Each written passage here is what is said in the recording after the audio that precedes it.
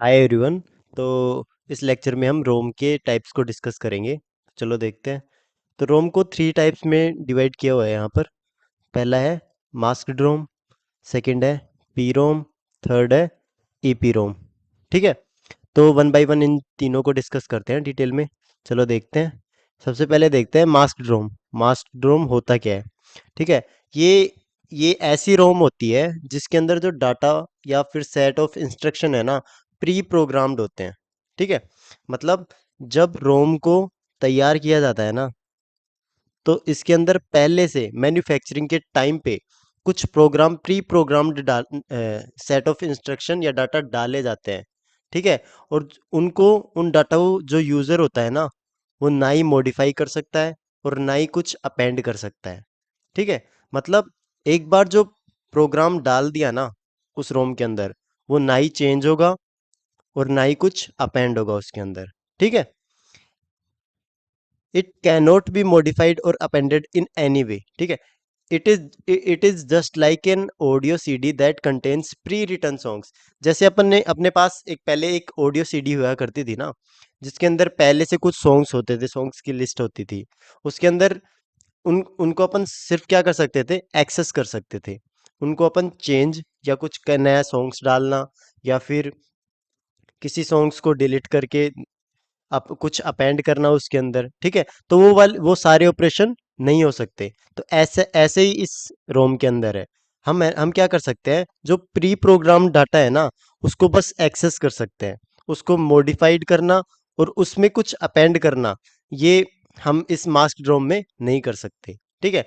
और the main advantage is low cost of production. इस mask ड्रोम का मेन एडवांटेज क्या है कि लो कॉस्ट ऑफ प्रोडक्शन है। मतलब इसको बनाने की जो कॉस्ट है ना, वो बहुत ही कम है।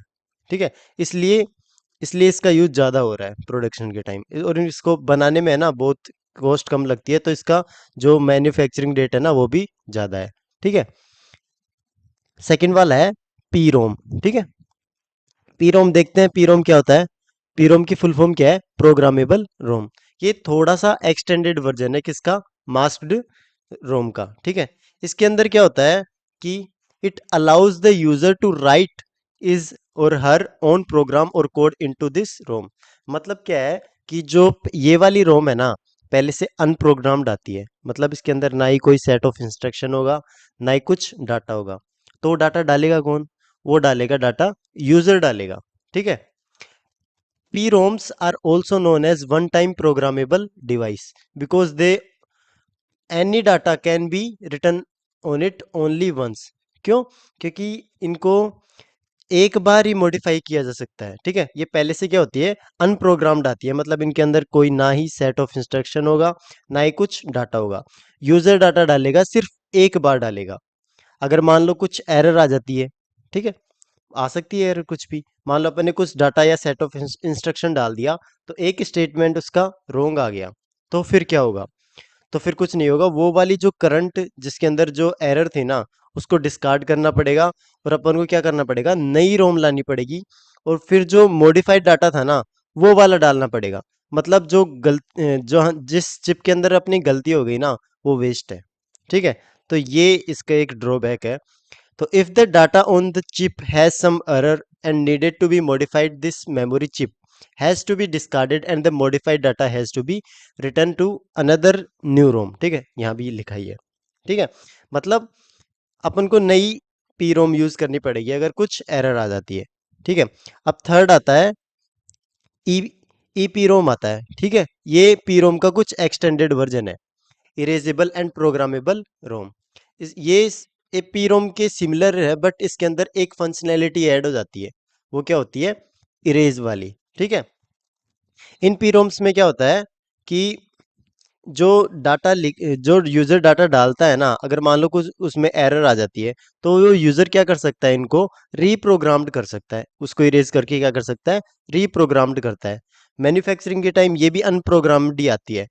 इनके अंदर ना कोई सेट ऑफ इंस्ट्रक्शन आता है, ना ही कोड आता है। इनके अंदर यूजर डालता है, और अगर यूजर डालते टाइम कुछ गलती हो जाती है, तो उस चिप को डिस्कार्ड करने की कोई जरूरत नहीं है।